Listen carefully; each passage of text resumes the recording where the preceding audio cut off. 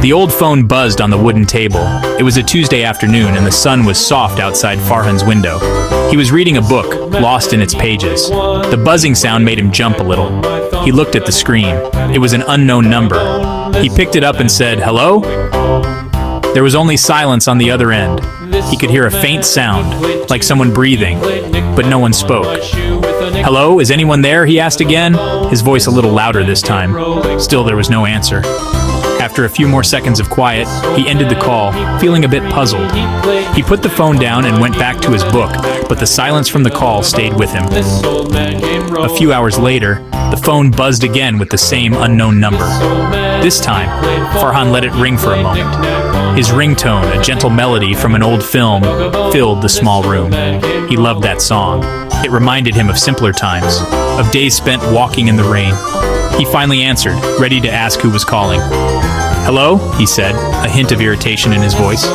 Just like before, there was only silence. He waited, listening closely. He was sure he could hear someone on the line, just listening. Annoyed, he cut the call. Why would someone call and not speak? It made no sense. He decided to ignore it if the number called again. The next day, the calls continued, one in the morning, another in the afternoon. Each time, Farhan would see the unknown number and let his ringtone play out before the call disconnected on its own. He was getting more and more frustrated. It felt like a strange game, and he did not want to play. Later that evening, a message arrived from the same number. It was short and simple. "I like your ringtone. Please don't change it." Farhan stared at the words on the screen. He felt a mix of anger and confusion. Who was this person and why were they so interested in his ringtone? It was just a song.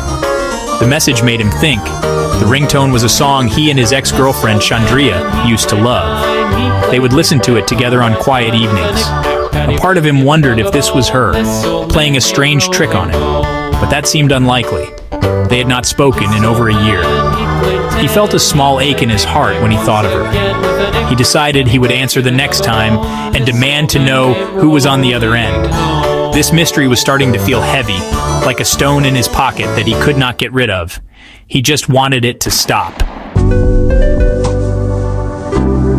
The phone rang again that night, just as he was about to sleep. The familiar unknown number glowed on the screen. This time, he answered immediately, his patience gone. Before he could say anything angry, a soft voice spoke. "Hello?" it said. It was a girl's voice, quiet and a little shy. Farhan was surprised. He had expected silence again. He paused for a moment, collecting his thoughts. "Who is this?" he asked, trying to keep his voice steady. "Why do you keep calling me and not saying anything?" He was ready for an argument, for some strange explanation, but her reply was simple and disarming. "I just wanted to listen to your song," she said. Her voice was gentle, like the rustling of leaves in a soft breeze. "It's a beautiful song." Farhan was taken aback. He was still sure it might be a game. "Is this Chandria?" he asked, his heart beating a little faster. The name felt strange on his tongue after so long. He held his breath, waiting for her answer. There was a short pause on the other end of the line, and for a moment, he thought she had hung up. The silence stretched on, filled with all the things he wanted to say and all the things he feared he might hear. "No," the voice finally replied, softly but clearly. "My name is not Chandria. My name is Anamika." Farhan let out a breath he didn't realize he was holding. He felt a strange mix of disappointment and relief. It wasn't her. But then, who was this Anamika? "Why were you calling me?" he asked again, his tone softer now. "Just for the ringtone?" He couldn't understand it. It seemed like such a small, simple thing to go to so much trouble for. The mystery was not solved, but it had changed. It was no longer an annoyance, but a puzzle he wanted to understand. "Yes," Anamika said. "The song. It sounds like it holds a lot of memories." Her words were thoughtful. Sometimes a song can tell a story without any words. Farhan listened, a strange feeling of calm settling over him. He had been so angry just a few minutes ago, but now he was just curious. This girl, this stranger, seemed to understand something about him without even knowing him. He found himself wanting to talk to her more, to find out who she was, and why his sad little ringtone had caught her attention on this quiet, ordinary night. They started talking more after that first conversation. Farhan found it easy to speak with Anamika, She was a good listener. One evening, he told her about Chandria. He explained that the ringtone was their song.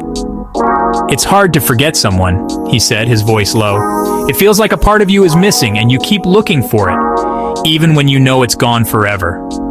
He described how every little thing reminded him of her. A street corner, a rainy day, a line from a book. He had not spoken about these feelings to anyone before. It felt good to let the words out into the world. Anamika listened patiently without interrupting. When he was done, she did not offer easy advice or simple platitudes. Instead, she said something that surprised him. "I've never been in love," she confessed, "so I don't know exactly what it feels like." Farhan was quiet for a moment. He had assumed she called because she too had a lost love. But she continued, "I think I can understand sadness. It has a sound, a weight. I could hear it in your song. It's like the quiet hum of the world after the rain has stopped." Her words painted a picture in his mind. He had never thought of sadness in that way. He asked her about her life. She told him she was a student who loved to read and spend time alone.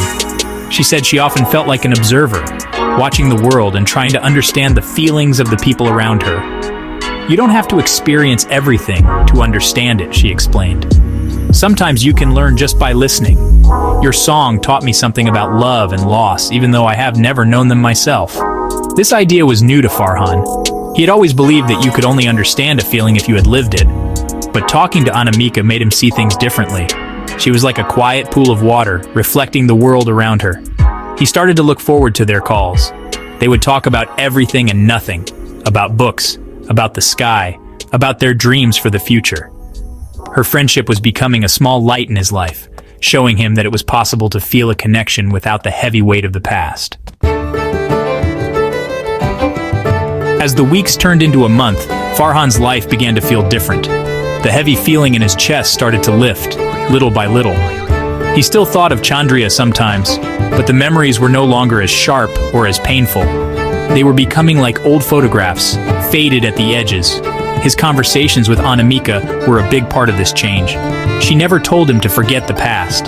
Instead, she helped him talk about it until it no longer had so much power over him. She taught him that it was okay to be sad, but it was also important to keep walking forward. Their friendship grew stronger with each call. Farhan learned that Anamika was studying to be a writer. She wanted to tell stories about people and their hidden feelings. He, in turn, shared his love for gardening, for watching small seeds grow into strong plants. They were two very different people, but they found common ground in their quiet observations of the world. They were helping each other grow, just like the plants in Farhan's garden. He even changed his ringtone one day to a cheerful, upbeat tune. He didn't need the sad song anymore. One evening, Anamika asked him, "Do you still feel like a part of you is missing?" Farhan thought for a moment. "No," he said, and he was surprised to find that it was true. "I think maybe that part was not missing, just quiet. And now it's starting to make new sounds." He realized that friendship could heal wounds that he thought would never close. Anamika had not replaced Chandria, but she had shown him that his heart had space for new people and new feelings. She had shown him that it was possible to be whole again on his own. The past will always be a part of who we are, a collection of stories that we carry with us, but it does not have to be our only story. Friendship, like a gentle hand, can lead us away from the shadows of yesterday and into the warm sunlight of tomorrow. Farhan and Anamika continued to be friends, two voices on the phone sharing their lives. They were a reminder that sometimes the most important connections begin in the most unexpected ways, teaching us to look forward, not back, and to live for the future that is waiting for us.